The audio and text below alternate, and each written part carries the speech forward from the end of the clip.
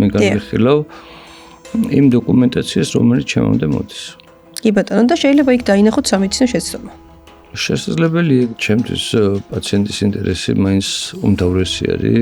ამ საკითხში საკმაოდ პრინციპული ურჩები ყოველთვის. მიუხედავად იმისა, რომ შესაძლებელია რაღაც ჩემი კოლეგის მიერ ეს ვერ იყოს ისე აღქმული და ისე სწორად მიღებული. თუმცა ეს არ არის ვიღაცის დასჯისკენ თუ ვიღაცის დაკნინებისკენ მიმართული პირიქით. ეს არის ზუსტად ის მომენტი, როცა შენ სიმართლეს პოვებ, შენ როცა იმას შენ როცა როდესაც ეძებ ჭეშმარიტებას, რომ თუ კი რაღაცა პრობლემა იყო, თუ კი ჩემს თუ ვიღაცის მიერ რამე ისე გაკეთდა, რომელიც არ უნდა გაკეთებულიყო, ზუსტად ეს აღმოფხრა, ანუ შენი სიმართლე ჭეშმარიტება ამას ემსახურება, რომ ხვალზე იგივე არ განმეორდეს სხვა პაციენტის მიმართ, თქვათ, იმიტომ რომ ეს პაციენტები შეიძლება ხვალ თუ ზეგ შეიძლება ჩვენც ვიყოთ. მოგესალმებით ძვირფასო მაყურებელო, ეთერშია მეგის აჯაიას სამედიცინო პოდკასტი. მადლობას მოგახსენებთ თქვენი აქტიურობისთვის და გამოხმაურებისთვის. ძალიან მიხარია, რომ მოგწონთ ჩვენი პოდკასტი და ძალიან გთხოვთ, რომ გამოიწეროთ ჩვენი YouTube არხი. დღეს ჩვენთან სტუმრად იმყოფება ბატონი მიხეილ მეტრეველი, კარდიოქირურგი, მედიცინის დოქტორი, პროფესორი და ექიმი, რომლის შესახებაც ძალიან ბევრი დადებითი მოსაზრება იწერება სოციალურ ქსელებში. და ბატონო მიხეილ, მინდა რომ სწორედ ასეთი ერთ-ერთი კომენტარით დავიწყო, როდესაც მე თქვენ შესახებ ინფორმაციას ვეცნობოდი. ესეთი კომენტარი ამოვიკითხებ. თქვენი ერთ-ერთი მადლიერი პაციენტი წერს თქვენ შესახებ ამ სიტყვებს. როცა გაურკვევლობა გთრგუნავს, ჩდება ადამიანი, რომელიც მშვიდი და თავდაჯერებულია, მისი სიტყვები ყველაფერი კარგად იქნება, სიცოცხლეს გიბრუნებს. ეს სიტყვები გეკუთვნით თქვენ და ძალიან დიდი მადლობა თქვენ ამ დამოკიდებულებისთვის პაციენტების მიმართ და მინდა დაგისვათ ჩვენი პირველი შეკითხვა. კარდიოქირურგია ზოგადად არის სფერო, სადაც ადამიანი იმყოფება სიკვდილ-სიცოცხლის ზღვარზე. ალბათ თქვენ ძალიან განიცდით, როდესაც თქვენს ხელში არის ამ ხელპასუხისმგებლობა, როდესაც უნდა გადაარჩინოთ ადამიანის სიცოცხლე. აი, როგორ ახერხებთ, რომ ამ უდიდესი სტრესის ფონზე მაინც შეინარჩუნოთ ასეთი სიმშვიდე და იმ ყველაზე რთულ მომენტშიც კი პაციენტს აგრძნობინოთ, რომ ყველაფერი იქნება კარგად და მისთვის დარჩეთ საიმედო საყრდენად. მოგესალმებით პირველ ყოვლისა, მადლობას მოგიხსით მოწვევისთვის. რა თქმა უნდა, ჩვენი დარგი ერთ-ერთი ურთულესი დარგი არის. ბევრი გამოწვევის წინაშე ვდგავართ ყოველდღიურად. ეს არ არის მხოლოდ ოპერაციების სიზუსტე, ტექნიკა, რასაც ყოველდღიური შრომა მოითხოვს ჩვენსგან. რაც შეეხება პაციენტებს, უპირველეს ყოვლისა, პაციენტი ჩემი გადმოსახედიდან არ უნდა გახდეს მხოლოდ დიაგნოზი რა, არ უნდა იყოს რაღაც შემთხვევა. და მე მაქსიმალურად ვცდილობ, რომ ყოველთვის პაციენტს შთავაგონო ნდობა და ამ პაციენტი უნდა იყოს შთაგონებული იმის იმედით, რომ ის მართლაც კარგად იქნება. ანუ პაციენტთან საუბარს ძალიან დიდი მნიშვნელობა აქვს ჩემი არსებითი მნიშვნელობა რა, აი ექიმის და პაციენტის ურთიერთობაში ზუსტად ამას ებრძნება. თუ პაციენტმა არ დაგიჯერა, თუ ან შენ პაციენტის ოჯახის წევრი არ გახდი იმ წუთას, იმ მომენტისთვის და არ გენდო და ეს ნდობა არ მოიპოვა, რა თქმა უნდა, ნებისმიერი პაციენტი როცა ექიმთან მოდის და მით უმეტეს გულის ქირურგიაზე, მას უდიდესი შიში ახლავს. შიში იმან არ იცის ხვალინდელი დღერა იქნება. ანუ ეს შიში უნდა გადალახოს. და ამ შიშის გადასალახად ზუსტად ეს არის ნდობა ჩემი გადმოსახედიდან და არის მომავლის იმედი რა, მომავლის იმედი უნდა მიც. როგორ ახერხებთ ამას? აი როგორ ახერხებთ თქვენ ახსენეთ კომუნიკაცია? კომუნიკაცია აუცილებელი არის პაციენტ დეტალურად გავდივარ და უხსნი არასოდეს დამემალი არც ერთ ჩემი პაციენტისთვის თუ რა ელის რა სახის ოპერაცია უნდა გაკეთდეს, რა სირთულესთან გვექნება საქმე ორივეს, მეც და მასაც. რას გადაიტანს, რა გზას გაივლის პოსტოპერაციულ პერიოდში. ეს აუცილებელია პაციენტის ინფორმირება, ჩემი აზრით, ეს არის უმთავრესი დეტალი, იმიტომ რომ ხშირ შემთხვევაში აი რაღაც დონეზე ვიღაცები უშვებთ შეცდომას იმ თვალსაზრისით, რომ აი პაციენტს სრულად არ ვეუბნებით რა ყველაფერს. აი ბევრჯერ ყოფილა, რომ პაციენტის ნათესავი მეუბნება, რომ იცი რა, მოდი არ გავაგებინოთ, რას ქვია არ გავაგებინოთ. აი თქვენი პოზიცია როგორია ხოლმე ამ დროს, როდესაც მაგალითად ოჯახის წევრები და ახლობლები გთხოვენ, რომ იქნებ უფრო მსუბუქად მიაწოდოთ ინფორმაცია პაციენტს და არა უხსნათ იმ სირთულით და იმ მასშტაბით ეს აღნიშნული ოპერაცია, რომ მე ამან უკვე პაციენტის ემოციურ მდგომარეობაზე უარყოფითი გავლენა არ მოახდინოს. იცით, აი მე ყოველთვის მაქსიმალურად ვცდილობ, რომ გავითვალისწინო რა ყველას თხოვნა, თუმცა უპირველეს ყოვლისა ჩემთვის არის ძალიან მნიშვნელოვანი ერთი რაღაცა პაციენტი მე მეხმარება თავისი ოპერაციის და პოსტოპერაციულ პერიოდში მისივე გამოჯამრთელებაში. თუ პაციენტს ეს კარგად აქვს თითოეული დეტალი გათვის ცნობიერებული, თუ პაციენტმა იცის ოპერაციის შემდგომ პერიოდში რა უნდა გააკეთოს, როგორ უნდა გააკეთოს და ასე შემდეგ, მასზე უკეთესი ექიმი დამიჯერეთ რომ არ არსებობს. ეხა მეორე ფაქტია, წარმოიდგინეთ, რომ აი პაციენტის როლში ხართ, დაიძინეთ და იღვიძებთ რეანიმაციაში, ხედავთ რეანიმაციას, იქ უამრავი აპარატი ხმას გამოცემს, შოქშია, სტრესშია, როცა არ იცის. მაგრამ როცა იცის, უხსნი, რომ იცი რა გაიგებს. წინასწარ უხსნით მაგათაც, რომ აი რომ მაგ ფაქტსაც, რომ როდესაც დაიძინებთ, თქვათ, როგორ დაიძინებთ, როგორ წავა ამ საოპერაციო ძილში, მე რომ გაიღვიძებს, თქვათ, რას იგრძნობს, ამ დეტალებზეც ესაუბრებით წინასწარ. ყველა დეტალებს უხსნით, იმიტომ რომ არ უნდა იყოს მისთვის მოულოდნელი. როცა მოულოდნელი ხდება რაღაცა თქვენთვის, თითოეული ჩვენთაგანისთვის რაღაც შეიძლება არაორდინარული საქციელი, რაღაც შეიძლება ელემენტარული სტრესი განვიცადოთ, ხო? ამიტომ აუცილებელია პაციენტმა უნდა იცოდეს ყველა დეტალი. პაციენტს უხსნით აბსოლუტურად ყველა დეტალს.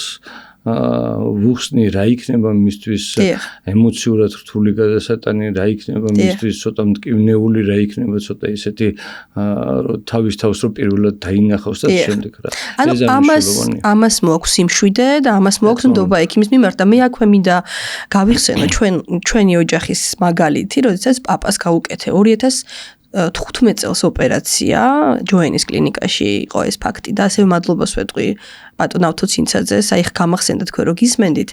2015 წელი იყო, ანუ დღესაც კი, როდესაც ჩვენ პაციენტები გვწერენ რაღაც გარკვეული გართულებების შემდგომ, ყველა იხსენებს იმას, ანუ ისეთი პაციენტები, რომელსაც მერე უკვე პრეტენზია ექნება ექიმთან და კლინიკასთან, იხსენებენ იმას, რომ ექიმმა არ ჩამაყენა საქმის კურსში, თქვა, იგივე გართულებების შესახებ მესაუბრა მისი თანაშემწე, ბევრი შეკითხვა მქონდა, რომელიც პასუხგაუცემელი დარჩა და მერე უკვე დავსერჩე და Google-ში ვეძებდი, თქვა, ამ ჩემ შეკითხვებზე პასუხს და აი იმდენად თუ აი ეხლა უფრო ვაფასებ მე იმ დამოკიდებულებას, როდესაც 2015 წელს ბატონიო თუ ალბათ დაახლოებით 1 საათიან საათნახევარი გვესაუბრა, პაპა გურჯანიდან არის, ანუ არ ქონდა მას სამედიცინო უმაღლესი სამედიცინო განათლება, ანუ გლეხი ადამიანი მე ვენახე, წარმოიდგინეთ, ანუ ეხლა ამას რატო უსვამ ხას, იმიტომ რომ ზოგიერთ ექიმს აქვს ხოლმე ეგ მომენტი, რომ ეხლა ექიმი ხო არ არის, ვერ გავაგებინებ მაინც და არ უხსნია სამწუხაროდ. როდესაც ჩვენ გამოვედით უკვე მისგან,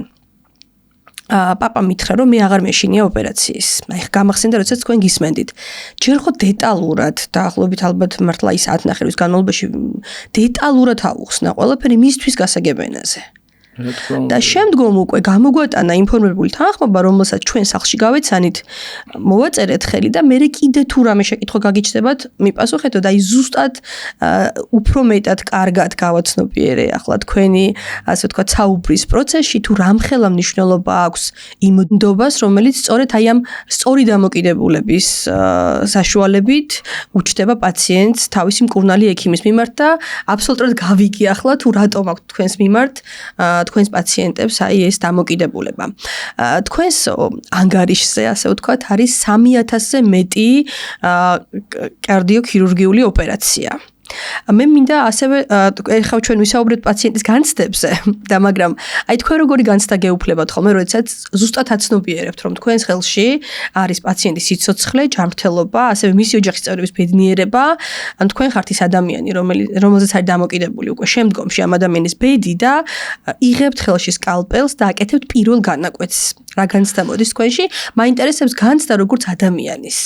იცით, აი ბევრჯერ უკითხია უცხოსაც და ჩემს საახლობლოსაც რომ აი რაღაც ოპერაციებს ეს ყოველდღიურად აკეთებ რაღაც ის როგორც პირველი ისე შეიძლება დღეს მოურჩი ოპერაციაზე იგივე განცდა იყო დღევანდელ ოპერაციაში ანუ არა თქოს ის არავინ რომ აი რაღაცა რაოდენობის მერე ეს განცდა სადღაც არა პირიქით კიდევ ნერვიულობთ? აი ამდენი ოპერაციის შემდეგ კიდევ გაქვთ განცდა. როგორ არ უნდა ინერვიულო? ოღონდ ეს სხვა ნერვიულობა ეს არის განცდა ნერვიულობ რომ აი რა იქნება ხვალინდელი დღე ანუ ეს ამ პაციენტის უკან დგას მთელი ჯარი ეს არის ოჯახი თავისი შვილები მეუღლე და-ძმა პასუხისმგებლობა ერთ ადამიანზე არ აღებული გაქვს ამ ყველაზე რა თქმა უნდა ეს არის სულ სხვა განცდა იმიტომ რომ სადღაც რჩები ბრძოლის ველზე შენ და დაავადება და ამ ბრძოლაში აუცილებლად უნდა გაიმარჯვა არა გაქვს შენ უფლება სხვანაირად რა ხშირად ყოფილა მედიცინაში ხშირად ხდება ისეთი გაუთვალისწინებელი შემთხვევები დაგეგმილი როგორც ასეთი შეიძლება აცდე გზას და რაღაც ისეთი შემთხვევა გართულდეს ხო ოპერაციის პერიოდში რაღაცა გართულდეს თუმცა ეს გართულება შეიძლება სულ არ იყოს ექიმთან ასოცირებული ან რაღაცასთან უბრალოდ აი იწყებ ოპერაციას და აი რაღაც დეტალი დამატებით ჩდება ისეთი დეტალი რომელსაც შენ არ მოელოდი რა მაგალითად ჩვენ შემთხვევაში ბოდიში გაგაწყვეტნე ჩვენ შემთხვევაში იყო ოპერაცია გაგრძელდა ძალიან დიდხანს და ჩვენ შემთხვევაში აღმოჩნდა ანევრიზმა აორტის ანევრიზმა რომელიც შეფუთეს შემდგომ და აი თუნდაც ახ გართულებაზე რო საუბრობთ მე გამახსენდა ეს ჩვენი მოლოდინი რომ აი თქვა უნდა დასრულებულო 5 საათში თქვა რომ ელოდება ოჯახი რომ დასრულდება თქვა ოპერაცია 5 საათში ან 6 საათში და გრძელდება 7-8 საათი ოპერაცია ან ფიზიკურად როგორ უძლებთ ამას ანუ ემოციებზე საუბრობთ თქვენ აი ფიზიკურად როგორ უძლებთ ამ ხელა დატვირთვას ფიზიკურად ორგანიზმი მიჩვეულია უკვე ამას და აქ ემოციის გაძლებას უფრო დიდი მნიშვნელობა აქვს ემოციურ სტაბილურობას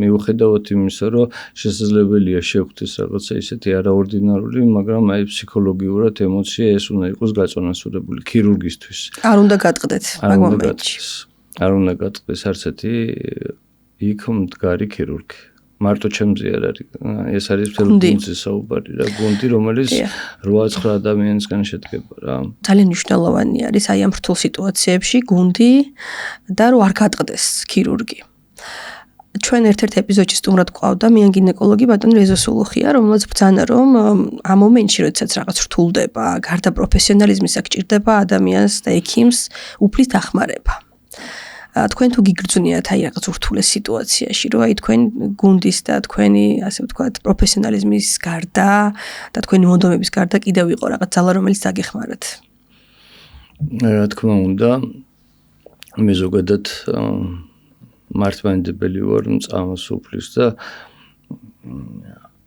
არ არსებობს ჩემ ცხოვრებაში ოპერაცია რომ მე მისი რწმენის გარეშე შევსულიყავი ოპერაციას ალბათ ყველა ექიმს ქონია ესეთი შემთხვევა რა ყველა ქირურგს ქონია მე ვიტყვი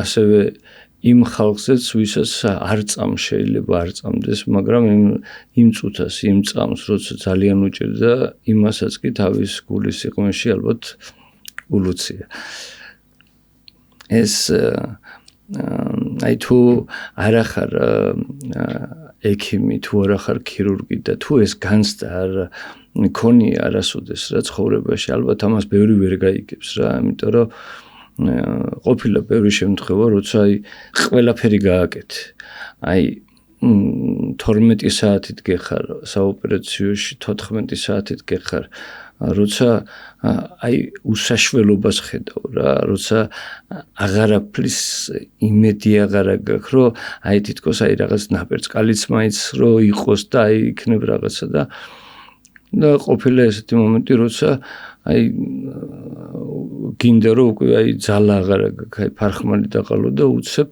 აი რაღაცნაირად შენს კენ ტრიალდება სიტუაცია რა. ანუ ეს ძალიან ბევრჯერ ყოფილა და მე დარწმუნებული ვარ იმაში, რომ მეც და ყველა დანარჩენებსაც უფალი წყალობს და აი ჩვენ პატარა საქმეში, ჭყალებში ვიტყვი, უფლის ხელი აუცილებლად ურევია. თუმცა არის სიტუაციები, რომ საიდანაც ვერ გამოდის ადამიანი გამარჯვებული. თქვენ თუ გქონიათ ეგ შემთხვევა, რომ თქვათ ვერ გამოხვედით გამარჯვებული და მე რას გრძნობთ ექიმები.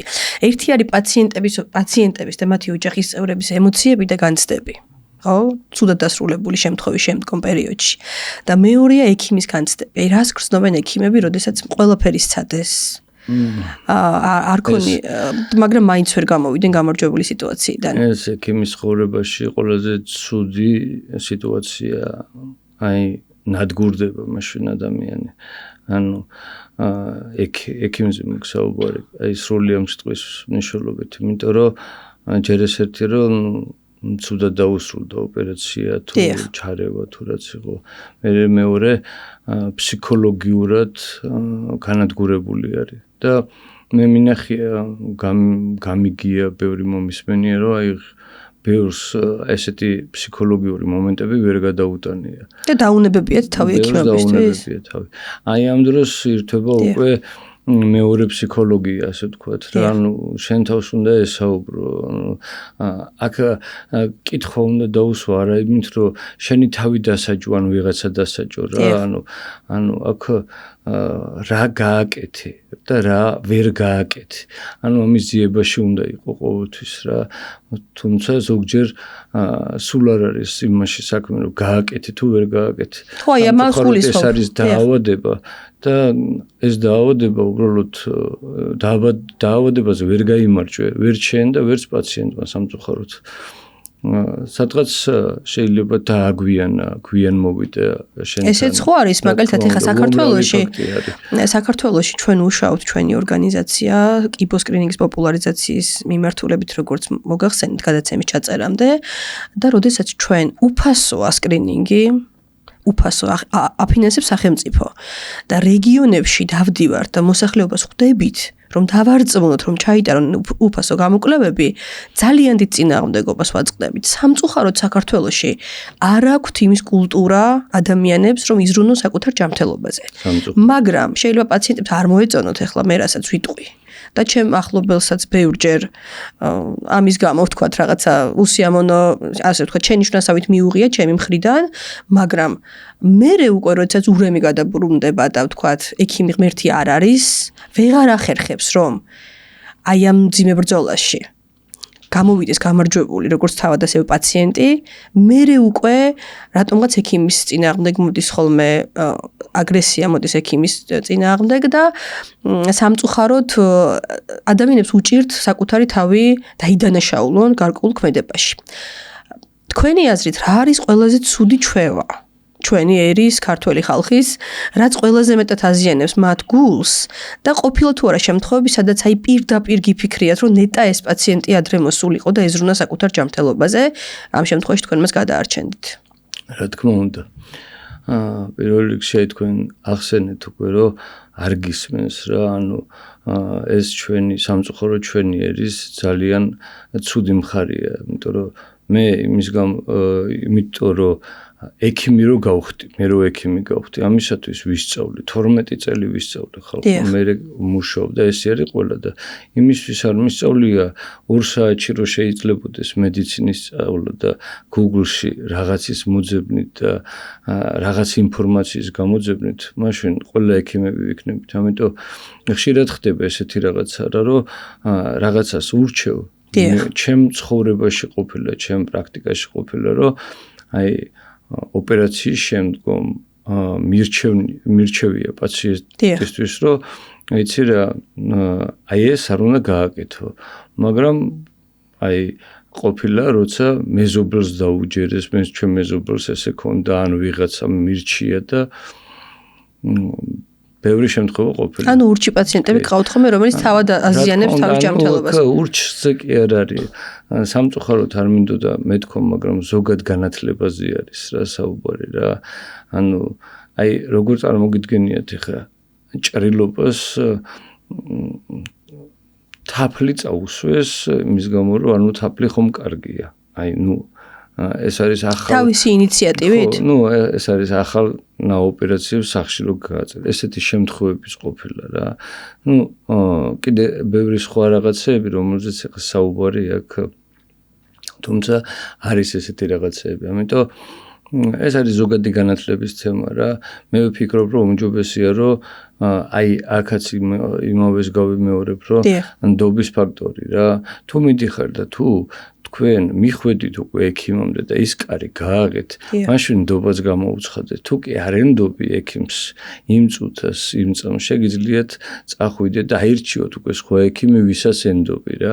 აუცილებელია ჩემი გადმოსახედიდან რომ ნდობა ეს არის ძალიან მნიშვნელოვანი ფაქტორი.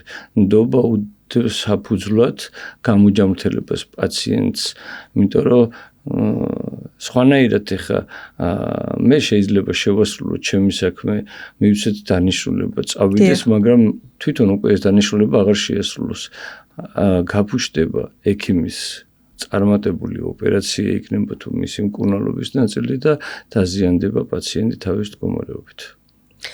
და აი პრევენციაზე რო ვისაუბროთ და რომ იმართოთ მაყურებელს, რა შემთხვევაში არ მივლენ ისინი აი ასეთ რთულ მდგომარეობამდე, როდესაც უკვე აღარ არის, თქვა, საკმაოდ ზოგჯერ თქვა, სტენდირებაც აღარ არის საკმარისი, ხო, და შუნტირების და უფრო ფართომასშტაბიანი ოპერაციები ხდება საჭირო, იმდენად დაზიანებული არის ადამიანის ჯანმრთელობა და სისხლძარღვები. როგორ შეიძლება რომ გაუფრთხილდნენ თავს პატარა სამედიცინო რჩევაც, რომ მივცეთ ჩვენს პაციენტებს? ეს კომპლექსური რჩევა არის, ალბათ კომპლექსური იქნება, იმიტომ რომ მარტო რაღაც მედიკამენტი დავლიოთ ამით თავს არ უშველეთ. პირველ რიგში ეს არის ჯანსაღი ცხოვრების წესი რა, აუცილებელია კვებას უნდა მიექცეს ძალიან დიდი მნიშვნელობა. ჩვენ ქართველებს გვიყვარს აი უზომო რაოდენობით საკვების მიღება, ძალიან გვიყვარს ტკბილის მიღება. აი ამაზე უნდა ვთქვა თუ არის დიდი რაოდენობით, ჭარბი რაოდენობით საკვებზე, ტკბილზე, მავნეჩვევებზე, რაც არის თამბაქო, სპირტიანი ალკოჰოლური სასმელები და აუცილებელია დღეში 1 საათი ან თუ შეიძლება იმაზე მეტი სპორტიული აქტივობა. ეს არის აუცილებელი და მეტი ასე ვთქვათ ფსიქოლოგიური სტრესის მოხსნა. აი სადმე ბუნებაში გავიდნენ. ეგ ცოტა რთულია ჩვენს რეალობაში. მაგრამ აი აუცილებელია ეს ცხოვრება ერთი არის და ჩვენ გვეკუთვნის. უნდა გამოვნახოთ ამისათვის აუცილებელია დრო. ბავშვები გავიყვანოთ, გავისეირნოთ, მშობლები გავიყვანოთ და ვისეირნოთ. აუცილებელი არის. იმიტომ რომ ის სტრესი, რომელსაც ჩვენ მთელი დღის განმავლობაში ვიღებთ ნებისმიერ სამსახურში ამ გარემო პირობებით, აუცილებელია რომ აი ეს განტვირთვა გავაკეთოთ. ექიმები არიან ყველაზე ცუდი პაციენტები, თავად. თქვენ თუ ახერხებთ ამ ყველაფერს, ახლა რასაც ურჩევთ პაციენტებს? ცუდი პაციენტები ვართ, რა თქმა უნდა, იმიტომ რომ ხშირ შემთხვევაში დროის უქონლობის გამო საკუთარი თავი ყოველთვის გადადებული გვაქვს, აი ხვალ, მზეკ. უკანა პლანზე დებთ საკუთარ ჯანმრთელობას. მაქსიმალურად აი რისი შესრულება შემიძლია, იმას მაქსიმალურად ვასრულებ. აი საჯაროდ შემიძლია ვთქვა, რომ ალბათ 10 წელზე მეტი მეტკბილი არ მიმიღია. დაახლოებით მასევე ნახშირწყლებს უთხარი უარი, ეს არის პური და ცომეული. და მაქსიმალურად ვცდილობ, რომ ფიზიკურადაც ვიყო აქტიური. გადავედი საცხოვრებლად თბილისიდან ქალაქ გარეთ, რომ ვიყო ჰაერზე და ასე ვთქვათ, მაქსიმალურად ფიზიკური აქტივობა მქონდეს. მაშინ თქვენ სამაგალითო ყოფილხართ თქვენი პაციენტებისთვის, ძალიან კარგია თუ ამ ყველაფერს ასრულებთ. მე მინდა დავუბრუნდეთ ისევ ამ ჩვენს თემას, აი მაგალითად თუ შეგიძლიათ გაიხსენოთ ოპერაცია, რომელიც არასოდეს არ დაგავიწყდებათ. რა თქმა უნდა. მაგალითები მაინტერესებს. პირველი ოპერაცია არასოდეს გავიწყდება რა. ალბათ ეს ერთ-ერთი, მაგრამ ყველაზე ისეთი ფსიქოლოგიურად ჩემთვის ასე ვთქვათ უცხოც იყო და მოულოდნელი აი როდესაც ვესწრებოდი, მე ვეხმარებოდი ლეოს მოსკოვში გულის გადანერგვაზე და როდესაც აი გული ამოვიღეთ რა, ასე ვთქვათ, ადამიანი რჩება ამ შემთხვევაში უგულოდ რაღაცა დროის განმავლობაში რა. აი ეს იყო ჩემთვის მაშინ თან ახალგაზრდა ქირურგი ვიყავი და შოკის მომგვრელი იყო, რომ აი პირველად ხედავდი ადამიანის ორგანიზმს, როცა იყო სრული სიცარიელე გრუნკერში გული არ იყო და სანამ მოამზადებდნენ დონორის გულს ველოდებოდით. მოგეთ, ესეთი მომენტებიც იყო. იყო მომენტები, როცა პირველად ნახე როგორ აი მექანიკურ გულზე ასე ვთქვათ გადაურთეთ პაციენტი. ეს შუნტირების დროს ხდება, ხო? არა, ეს არის როცა აი გულის კუნთი იმდენად დაზიანებულია უკვე, რომ მას არ შესწევს უნარი უკვე იმუშაოს, გააგრძელოს ასე ვთქვათ ცხოვრება ადამიანმა და ეს არის ხიდია, ასე ვთქვათ, ტრანსპლანტაციამდე, თუმცა ახლა საკმაოდ კარგად იყენებენ ამ მექანიკურ გულს ევროპაში, შეერთებულ შტატებში და სხვადასხვა საქართველოშიც არის 2 პაციენტი მექანიკური გულით გადანერგილი. პაციენტებისათვის გულზე ოპერაცია დაკავშირებულია ძალიან დიდ სტრესთან და შიშთან. რა შეიცვალა ბოლო პერიოდში მინი-ინვაზიურმა მიდგომებმა ხომ არ გააუმჯობესა, ასე ვთქვათ, რეაბილიტაციის პროცესი და ანუ ზოგადად რამდენად ხელმისაწვდომია ეს სტანდარტი საქართველოში და ქართველი პაციენტებისთვის. ხელმისაწვდომობა, რა თქმა უნდა, ხელმისაწვდომია, აქედანვე დავიწყებ სტანდარტულად ორივე ოპერაცია მინი-ინვაზიურის და სტანდარტული სტერნოტომიით, რაც კეთდება ჩვეულებრივად ფინანსირდება, როგორც ჯანმრთელობის დაცვის სამინისტროს მიერ, ასევე სადაზღვევო კომპანიების მიერ.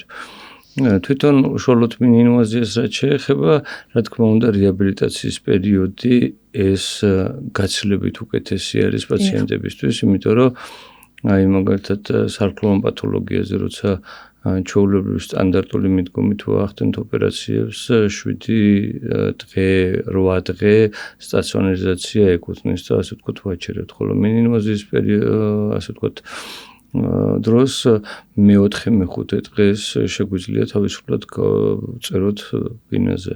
მეორე დღეს ჩვეულებრივად დგება პაციენტი, დადის, მესამე დღიდან არანაირი დისკომფორტი არ აქვს. მინი-ინვაზია ძალიან მნიშვნელოვანია იმ პაციენტებისთვის, ვისაც აქვს თანხლები და აავადება, მაგალითად უჭირს გადაადგილება, რომელთაც გაუჭირდება პოსტოპერაციული რეაბილიტაციის პროცესი.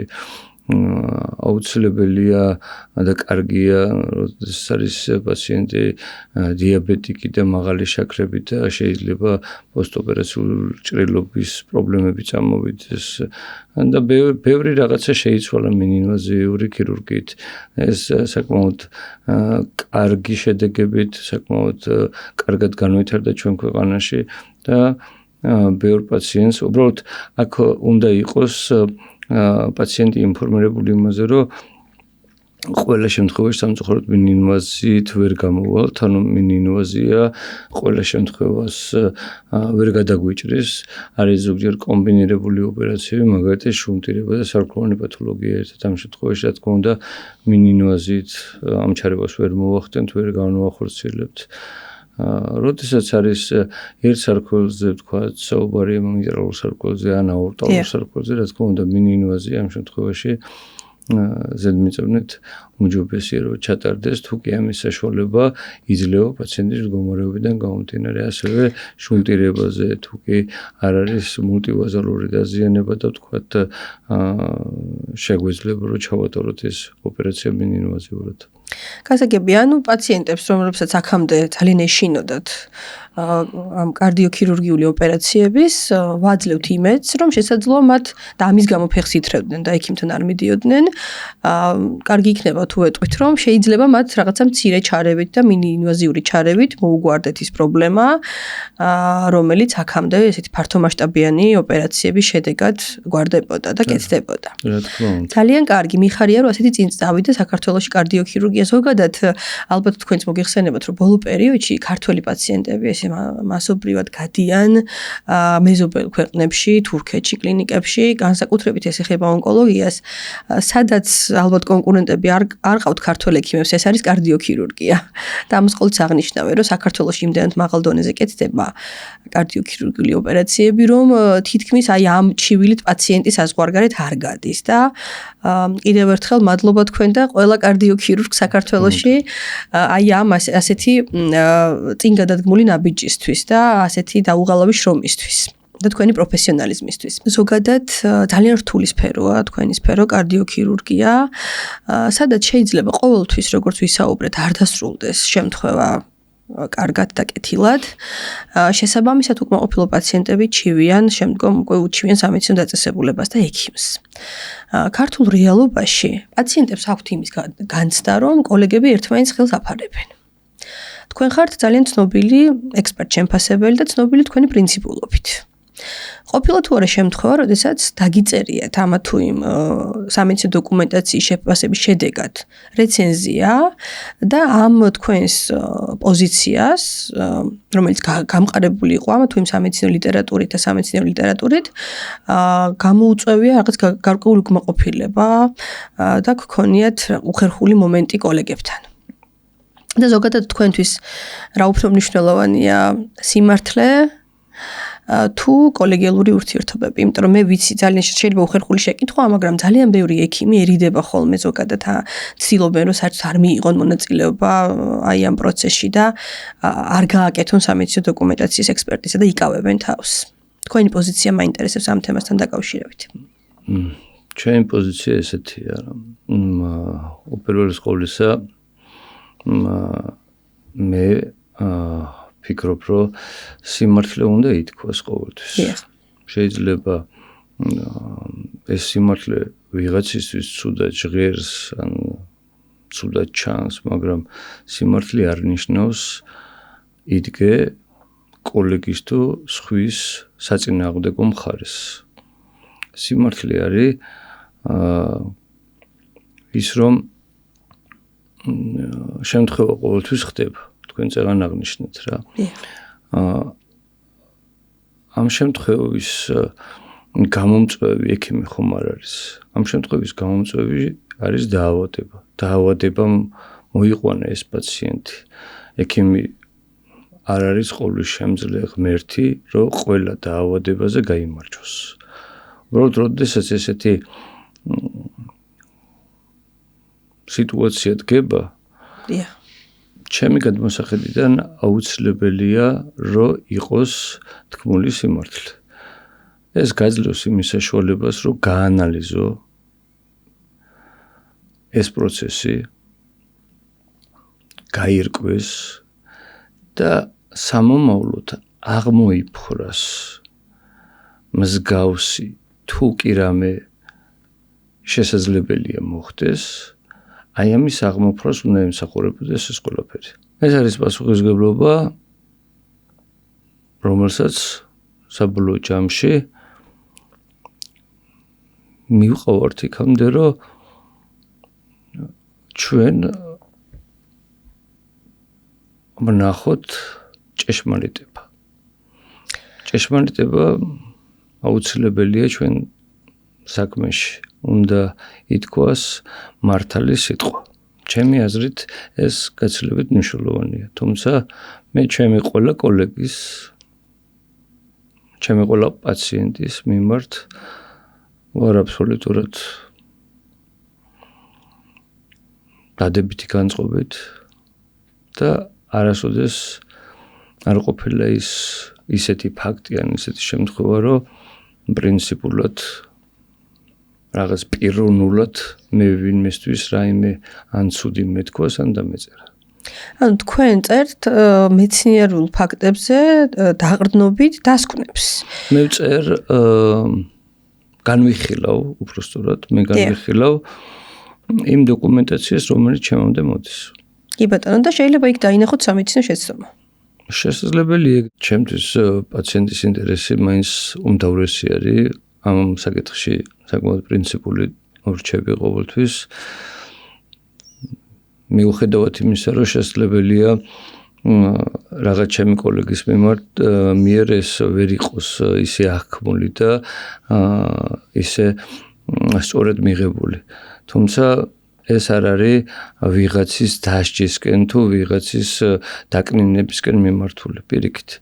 ეს არის ზუსტად ის მომენტი, როცა შენ სიმართლეს პოვებ, შენ როცა იმას შენ როცა როდესაც ეძებ ჭეშმარიტებას, რომ თუ კი რაღაცა პრობლემა იყო, თუ კი ჩემს თუ ვიღაცის მიერ რამე ისე გაკეთდა, რომელიც არ უნდა გაკეთებულიყო, ზუსტად ეს აღმოფხრა, ანუ შენი სიმართლე ჭეშმარიტება ამას ემსახურება, რომ ხვალზე იგივე არ განმეორდეს სხვა პაციენტის მიმართ, თქვათ, იმიტომ რომ ეს პაციენტები შეიძლება ხვალ თუ ზეგ შეიძლება ჩვენც ვიყოთ.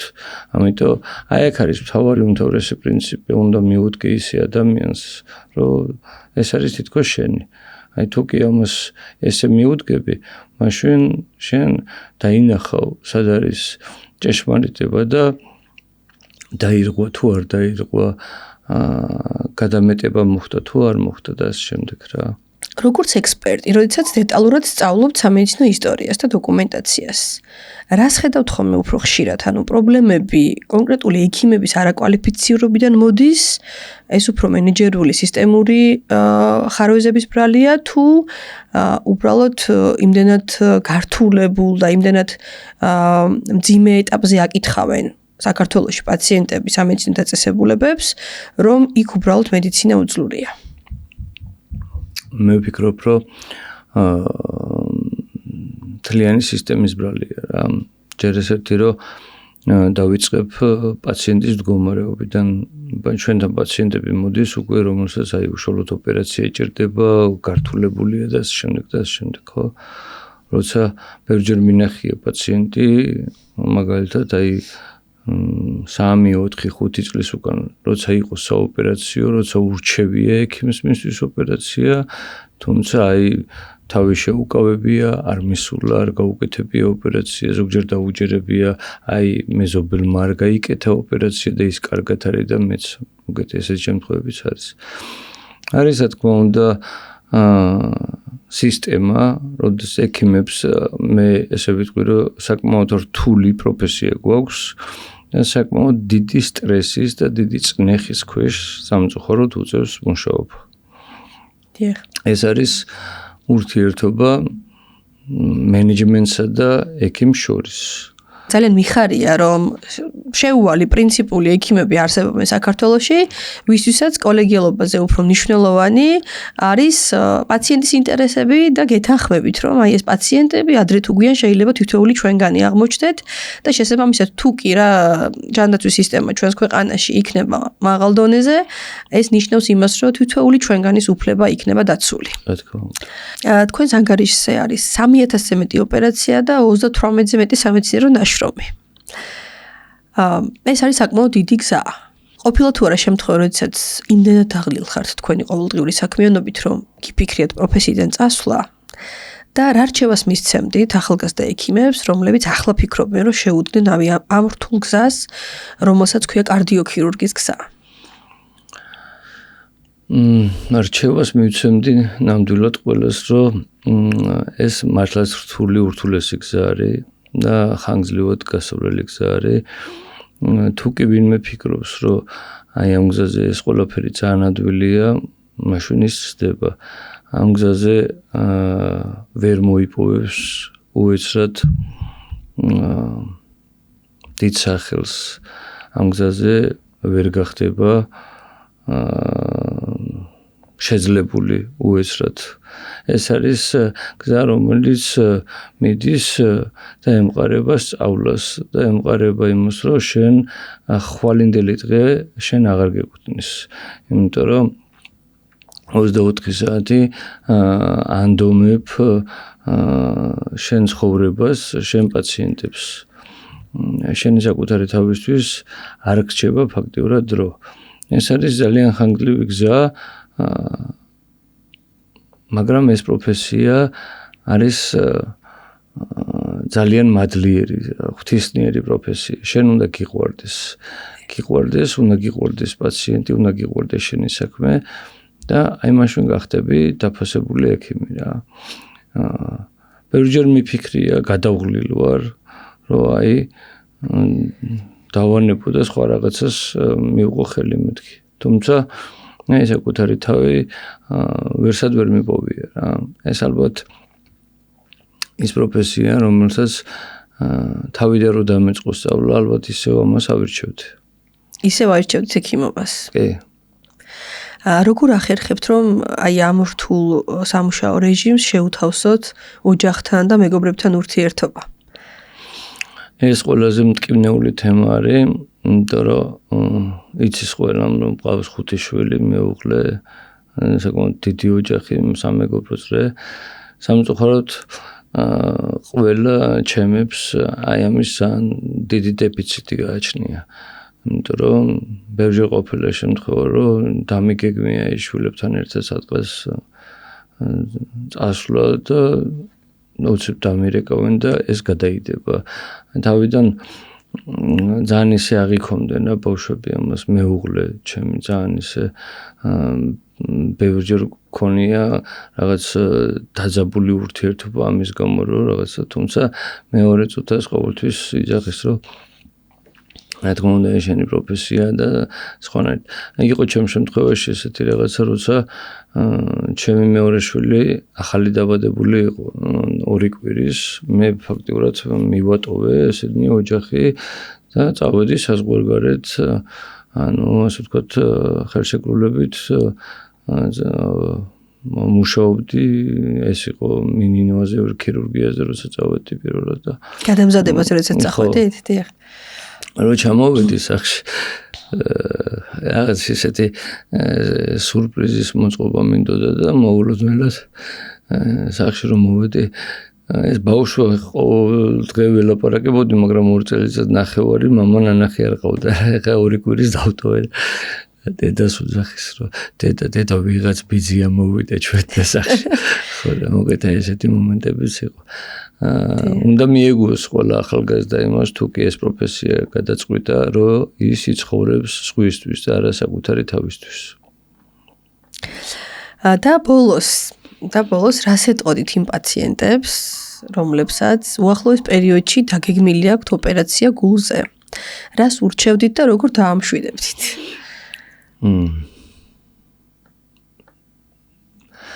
ვეტყოდი, რომ ყველაფერი კარგად იქნება. თქვენი საყვარელი ფრაზა. ხო, ანუ უმთავრესი არის რა, მინდა რომ ყველამ კარგად გაიგოს რა. ანუ ფსიქოლოგია ძალიან დიდი მნიშვნელობა აქვს რა. განწყობას, რა თქმა უნდა, განწყობა ძალიან უდიდესი მნიშვნელობა აქვს. არავითარ შემთხვევაში არ განეწყოთ ოპერაციისადმე, ისე რომ აი რაღაც ისე არ გამოვა. პირიქით, თავს საკუთარ თავს რადგან რთული ოპერაციაც არ უნდა გელოდეთ, დააჯერეთ საკუთარ თავს ის, რომ ოპერაციას იმიტომ იკეთებთ, რომ ყველაფერი კარგად იქნება. თქვენ დაიწყებთ ხვალ ახალ ცხოვრებას, თქვენთვის ახალი სიცოცხლე იწყება. ოპერაციას იკეთებთ იმისათვის, რომ თქვენ ოჯახის წევრებს უყვარხართ და თქვენ მათთან ერთად დიდხანს იყოთ.